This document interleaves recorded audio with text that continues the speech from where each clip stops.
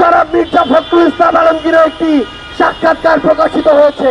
আমরা স্পষ্ট করে বলি, আর এই ধরনের পরোক্ষভাবে কথা বলা আমরা পছন্দ করি না।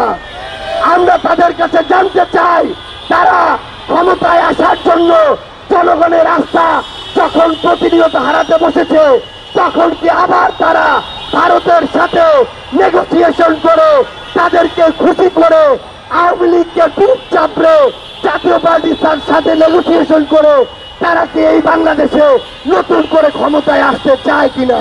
তাদেরকে মনে রাখতে হবে 2024-এর অভ্যুত্থান শুধুমাত্র শেখ হাসিনার বিরুদ্ধে ছিল না।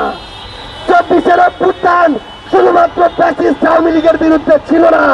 24-এর অভ্যুত্থান আধিপত্য, এই যে বাংলাদেশে যে আধিপত্যবাদ জারি করেছিল ভারত, তাদের ওই আধিপত্যের বিরুদ্ধেও ছিল। সেই আধিপত্যবাদী ভারত যখন এখনো ক্ষমা চায়নি, যখন এই খুনি হাসিনাকে তাদের আশ্রয় রেখেছে, তাদের আশীর্বাদে এই বাংলাদেশে কোন দল আর ক্ষমতায় আসতে পারবে না।